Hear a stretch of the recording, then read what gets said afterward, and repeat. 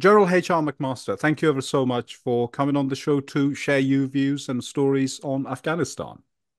Ro, it's great to be with you. Thanks for your courage and your perseverance through so many difficult times. Thank you. Now, let's start with your reaction to the events of the past 72 hours. Former President, now President-elect Trump is back in the White House. So how you foresee second Trump presidency and its impact on the world, but of course, South Asia and Afghanistan as well. Well, I think, Ro, it's really about how he reconciles these two opposing views that he holds in his head.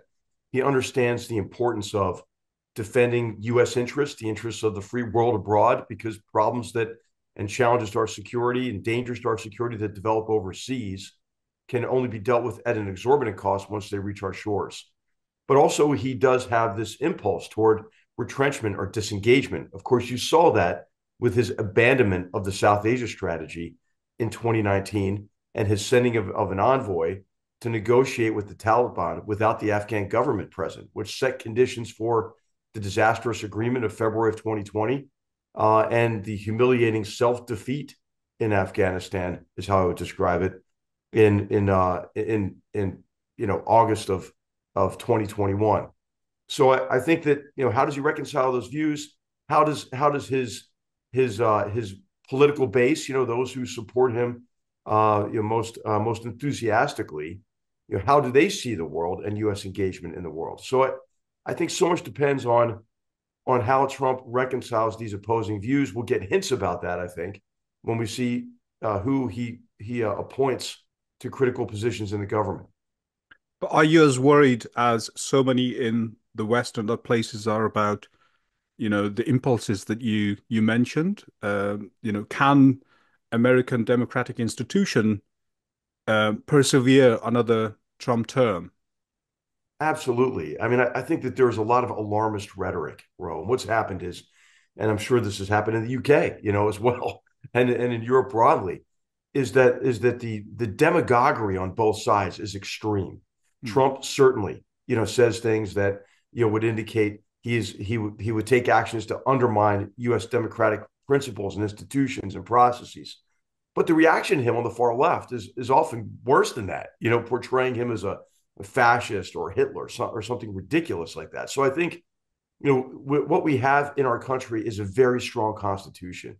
We have separation of powers, and all of that is intact. It was stress tested under Donald Trump on January 6th of 2021, but the country and the institutions held, and I think they're as strong as ever, despite what you hear, from the extreme, wings of both political parties. But there's also a concern that, with both houses now being under, Republican control, the checks and balances over his power is weakened than previously. So how, the two houses, and of course, the strain that puts on the American institutions, and given the perilous position that we are internationally, the war in Ukraine, the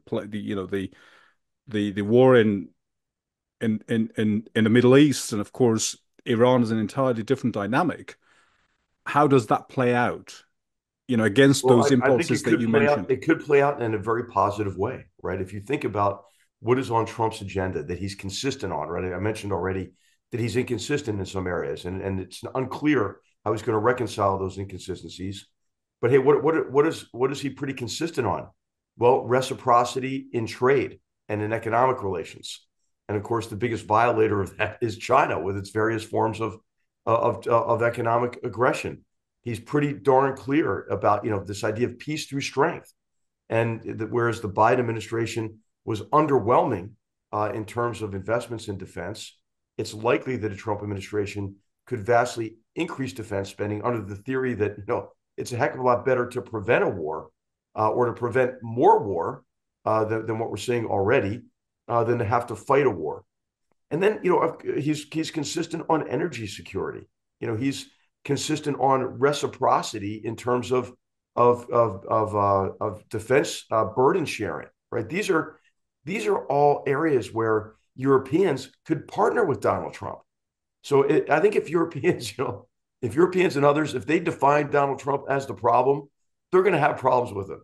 But if they think about their agendas and how they overlap with his, there's a lot positive that could get done. On Afghanistan, so the Taliban have, issued a statement as so many others have, and they've, in a sense, hoped for a new chapter on American relation with with their regime.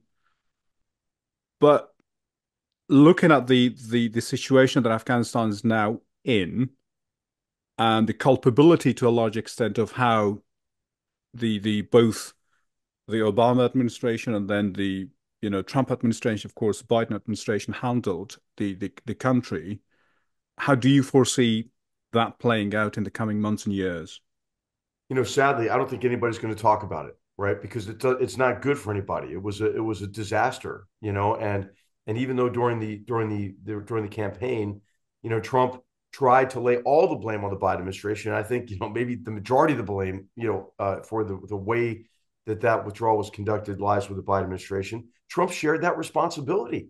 As I mentioned, negotiating without the Afghan government president, stopping the active targeting of the Taliban, withdrawing a lot of our intelligence and air support, from the ANSF. I mean, the list goes on, right? Forcing the Afghan government to release 5,000 of some of the most heinous criminals on earth. So I think, I don't think anybody's going to want to bring it up, sadly. And I think we're in a situation, Ro, that like the United States was in after Vietnam, right? Vietnam was a scarring experience. Nobody talked about it for a long time. I write about this in At War with Ourselves and in the book Battlegrounds. I went to West Point in the early 1980s. All of my professors were Vietnam veterans. Nobody wanted to talk about it. And what they did is they redefined the problem of national security, and this was legitimate, based on the threat from the Soviet Union, and studied the 1973 war between Israel and the Arab states and Egypt, and gleaned lessons from that, changed our doctrine in our military. And that shift was almost an emotional cathartic. You see that going on with China as well. Scarred from the experience in Afghanistan, people they just don't want to talk about it and move on to another problem, which of course, as we know, is connected to Afghanistan because of the geostrategic void left, when the United States and other European nations, the coalition left under those horrible and humiliating conditions.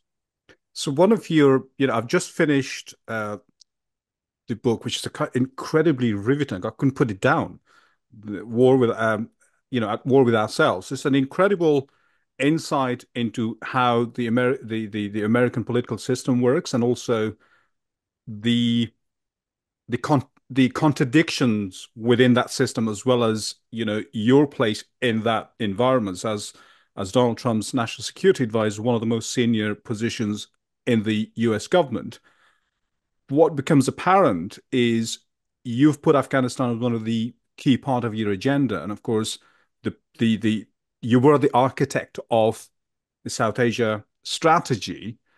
But give us a detailed insight into how was it to fight for those policies inside the rooms, because you had so many protagonists. And of course, you had the Bannons of this world very close to Trump, and of course, there's a base, and then you had the intra-governmental, ego-based competition within different departments shooting in the opposite directions, or a scattergun approach to what the policy should be like, and what the presidents should do, what the Americans pivots should be. So just give us an insight, take us to that inside those rooms where you had to make those decisions and to persuade the president. Well, Ro, I think it's really critical to understand the role of the national security advisor. And I describe it in the book as really, you're the only person in the government who has the president as his or her only client. So your job is to get the president best analysis, best information, and assessments, and to get the president multiple options, so the president can make the decision about his foreign policy. And what I endeavored to do on Afghanistan is to help the president challenge the conventional wisdom and what I believe were the fundamentally flawed implicit assumptions that had underpinned Afghanistan and South Asia strategy for too long. And of course, we saw these flawed assumptions play out in recent years as as they were resurrected later in the Trump administration. Of course, they included this idea, that the Taliban is some kind of benign indigenous movement, the romantic movement that just emerged from the mountains of eastern Afghanistan, rather than a transnational terrorist organization that was reconstituted after 2001, by Al Qaeda with the help of Pakistan's inter-service intelligence and funded, by donors in the Gulf states. The other flawed assumption would be that they would share power. They would be more, they would be more respectful of women's rights. Of course, this is all ludicrous. And then also this idea that the Taliban was completely separate from these other jihadist terrorist groups. And we know that they all overlap. They often share people. They always share people, resources, and funding and so forth. And of course, the situation we're in is the situation I described to President Trump in August of 2017. The first, I described this meeting in the book where we go to Camp David and we present the president first with a withdrawal option. And then having looked over the precipice of what that looks like, not from from the perspective of the objective of defeating jihadist terrorist organizations, giving them back a safe haven support base, which they enjoy sadly again now in Afghanistan and in portions of Pakistan, and then also the geostrategic ramifications associated with the withdrawal from Afghanistan, and so and the humanitarian catastrophe that would follow. So having seen that, he backed away and he chose, I think, for the first time, a reasoned, sustainable, effective approach to the war in Afghanistan, and incentivizing Afghan government reforms, sustaining and intensifying support for the Afghan National Security Forces, going back to actively targeting and pursuing the Taliban. I mean, this idea, Roh, that came back under Trump, that you can give your enemy a timeline for your withdrawal and then sit at a negotiating table and expect to get some kind of a favorable settlement. It really cuts against the very nature of war. And there's an episode in which you're to take, three photos of Afghan women from different periods in Afghanistan's recent history in order to persuade President Trump. Just give us a background to that story, because it tells you not just about your own principled affinity to, the country that you'd served, but also there's a moral responsibility that you feel to persuade the president to take a course of action, to use that picture as a an emphasis on the realities of what Afghanistan was and what it could become and what it has been, thanks to, so many sacrifices by the Americans, the Afghans, and allies to bring about the changes that, the Afghans experienced. So, what I was trying to counter with, not with these photos, but also a stack of photos, about 50 photos I brought in that showed Afghanistan before the Sour Revolution.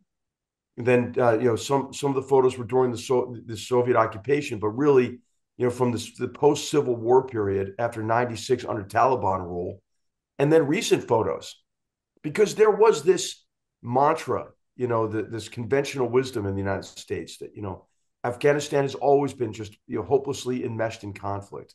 That the Taliban were consistent with overall Afghan culture and norms, and were better, more representative of the Afghan people's desires, than the Afghan government and what the coalition was working with Afghans to achieve in the country.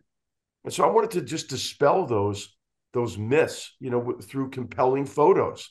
So photos of the kind of the same locations, right? Masood Circle, the marketplace in Kabul, as well as women, and universities and so forth. So yeah, I think it had an effect on him. I think what it did is it showed him that what he had people whispering in his ear was inaccurate. These mantras of Afghanistan is the graveyard of empires, and making this kind of facile an inaccurate analogy, to the British or Soviet occupations, relevant to relative to the situation that the coalition was in the 2000s and up to the late 2010s. The South Asia strategy, we'd had two elements to it. One was, you know, imposing conditions on the Afghan government to really go and, change the way they were governing. And of course, there was the second element related to Afghanistan was the pressure on Pakistan. But with the Afghans, did you believe deep down that they were up to it? I mean, Ashraf Ghani proved in the end not to be up to it. But, personally, did you feel whilst working on the strategy that these people are not trustworthy? They're not really up to it. We're putting conditions where they will not be able to fulfill. Well, I was concerned about the prioritization of particular interests associated with the various Mujahideen era elites and the what I would describe as criminalized patronage networks that these organizations had morphed into. And of course, these were organizations that were pursuing corruption to enrich themselves, but they're also pursuing corruption as a means of consolidating power in advance of a post-U.S., post-coalition Afghanistan. So one of the assumptions of the South Asia strategy was that by lifting the timeline associated with U.S. commitment, we could help these leaders break out of their short-term approach and understand that they had to suppress their particularistic interests, their group's interests, for the good of the country, and to come together based on their common objectives of defeating the Taliban. But what happened instead is they were continuing to conspire, against Ashraf Ghani. And Ashraf Ghani was also trying to consolidate his own power. And so as a result, they were undercutting each other's efforts every day. Actually, you had Karzai, who was no longer in office, was essentially doing the bidding for the Pakistanis in a lot of ways, and allied himself to a certain degree with Abdullah. And then as Ambassador Khalilzad comes in, he actually tries to broker some kind of power sharing agreement between them and Mullah Baradar, who was just kind of shop window for Hibatullah Akhundzada. So I would get these complaints all the time, Ro, about hey, Ashraf Ghani, he's not that effective and everything.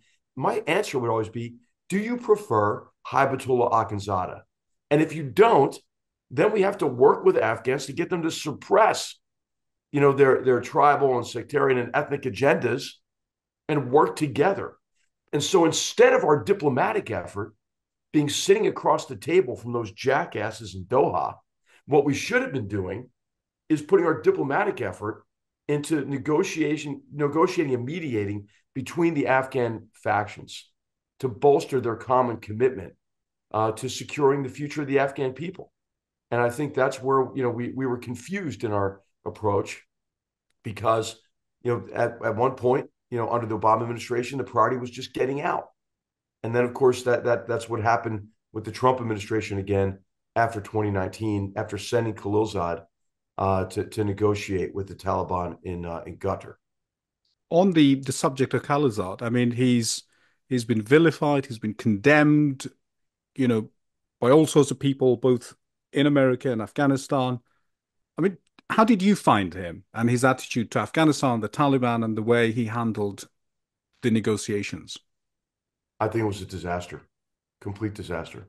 So I have nothing good to say about his behavior. I've known him as a person for a long time, so I don't want to attack him personally, but I think what he did was abhorrent and compromised, all of our principles. You know what, Ro? If we were going to leave Afghanistan, why the hell didn't we just leave? Why did we negotiate with the Taliban without the Afghan government on our way out? Even President Obama, when he left Iraq in 2010 with disastrous consequences associated with the rise of ISIS, or really Al Qaeda in Iraq 2.0, a terrorist organization that became the most destructive terrorist organization in history, conducting 95 attacks outside of the territory of Iraq and Syria, controlling territory the size of Great Britain, recruiting 40,000 people to its cause, right? Even the Obama administration, when it left Iraq, didn't negotiate with Al Qaeda in Iraq on the way out. So I just think the premise of the entire effort was fundamentally flawed, abhorrent. I mean, frankly, humiliating. And on the Pakistani part, I think one of your major frustrations with the State Department and the Defense Department were that they didn't come on board as to what you'd emphasized in the South Asia strategy. And of course, your trip to Islamabad, which is quite telling in their own nature about the Pakistanis' attitude towards not just Afghanistan, but towards America, that these lot are there for the taking and we can manipulate them the way we want to. And how and why were they succeeding in doing that? What I call it in the book is serial gullibility. And I go through the Pakistanis, talking points that they always use. It's the same. And when I say Pakistanis, of course, I mean mainly the Pakistani army. The head of the army, my interlocutor was General Bajwa, um, and Naveed Mukhtar at the time, the head of the ISI. But it's just a false narrative, that we would do more against these terrorist organizations if only we had more resources, and it's the U.S. abandonment of Pakistan, associated with Pakistan's pursuit of a nuclear weapon that really put the relationship, in a bad, put it on a bad course, and we need to repair that with a sustained commitment to Pakistani development and military assistance, it's really the list of grievances that Pakistan goes through. They go through these grievances without acknowledging that they're the cause of a lot of these grievances, and that they use terrorist organizations that are a threat to all civilized peoples as an arm of their foreign policy. And so, I had witnessed this serial gullibility since at least 2003 when I was serving at U.S. Central Command, and I was determined to challenge these implicit assumptions that underpin our approach to Pakistan. And President Trump, one of his positive qualities is he's disruptive, and he is inclined to challenging conventional wisdom. And on Pakistan, he was strong, but again, until he was weak again. I mean, after I left the job, I couldn't believe they invited Imran Khan to sit next to him in the Oval Office. Someone who was quite clearly, has an anti-American stance, and also, look at his statements that he made, after the Taliban took control of Afghanistan and thrust the Afghan people back into the hell of 92 of 96 to 2001, or even worse. So yeah, I mean, I think that one of my biggest disappointments is the serial gullibility of the United States relative to Pakistan. But what drove that gullibility and continues to do so? Oh, it's wishful thinking. It's an easy way out, right? And this began really, in earnest, under the Bush administration, when they began to view the Pakistanis as a partner, against the terrorist organizations, that they were given safe haven and support base to. So the Pakistanis would play it both ways, right? Would provide assistance to a certain degree against jihadist terrorist organizations, but not enough that would challenge this model of using those organizations, like Lashkar-e-Taiba, for example, as an arm of their foreign policy. And then it evolved under the Biden administration, when really, I mean, I'm sorry, the Obama administration, when Vice President Biden at the time, got in his head this idea, hey, that the problem really is not the Taliban. The problem is Al Qaeda, and that's in Pakistan.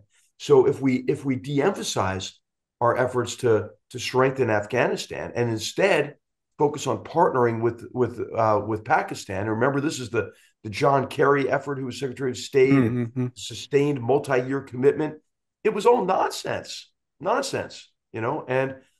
then of course I think I worked very hard to kill those flawed assumptions based on the demonstrated track record of the Pakistanis and the ISI and the Pakistani army, and succeeded in doing that.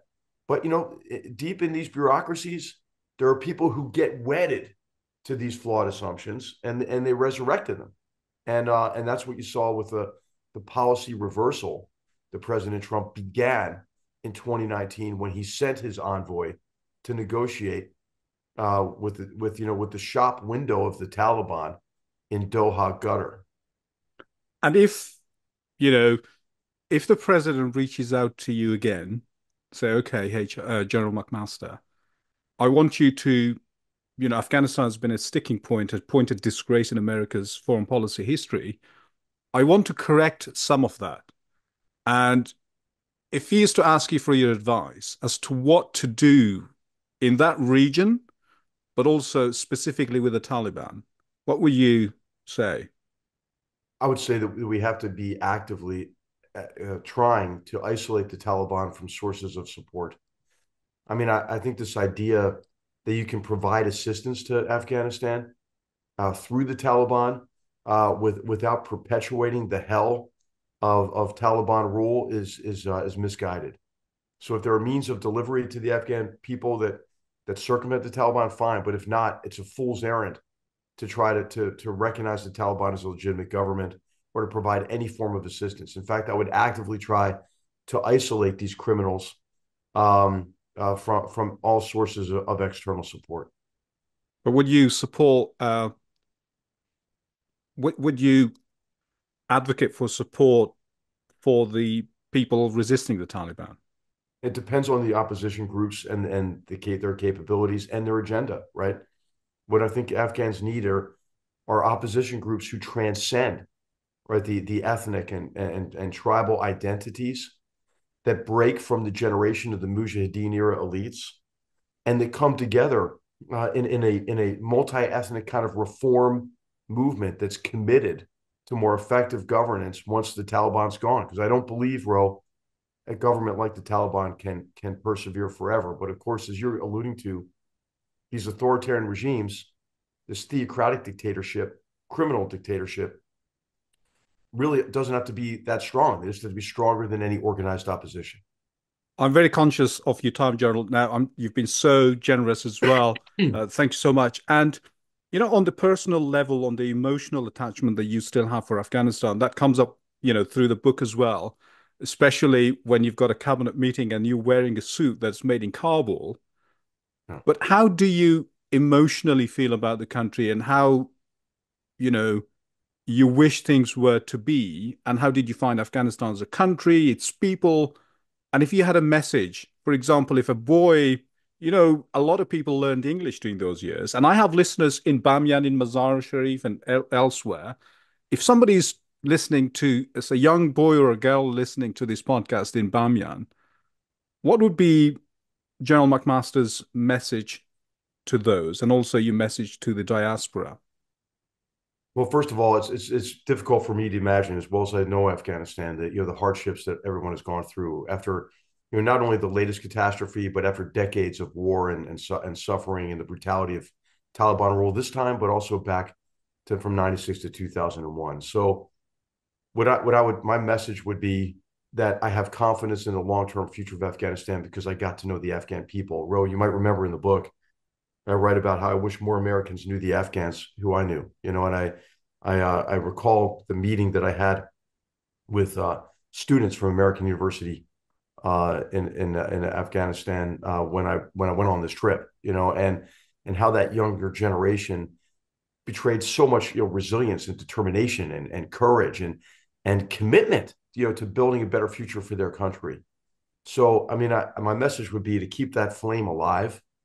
I don't believe that the Taliban can succeed because what they're trying to impose in Afghanistan cuts against the nature of the Afghan people, right? And so I will look for every opportunity I can to reinforce those in the diaspora and those who are advocating for a restoration of the Afghan people's rights, and I don't know what form that might take. I've been focused immediately on an effort to tell the Afghan people's story here at the Hoover Institution at Stanford University. We have a quite extensive oral history project ongoing and maybe working soon on a documentary based on that oral history project. So that's what I'm trying to emphasize, is to reintroduce or introduce the Afghan people to the American people and an international audience. General, over a drink or a conversation with friends who served in Afghanistan, of course, with anyone who's interested, when you think about the country, as I always tend to end our interviews with, there's not much to be amused about Afghanistan, but what are your number one laugh out loud moments when you think about the country, which, makes you smile, that makes you, I don't know, that brings that moment alive to you? Well, I'll tell you, I have so many fond memories, but I just like I write in the book about the bustling nature of Kabul.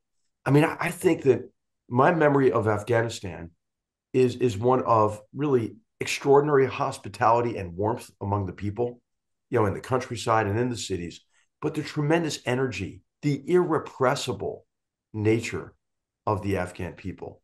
That's what makes me smile, even when I'm reflecting on the hardships of the past years and the very difficult, terrible situation that Afghans in today. General H.R. McMaster, thank you ever so much for coming on the show. Really appreciate your time. Ro, it's fantastic to be with you. Thank you for having me. Thank you.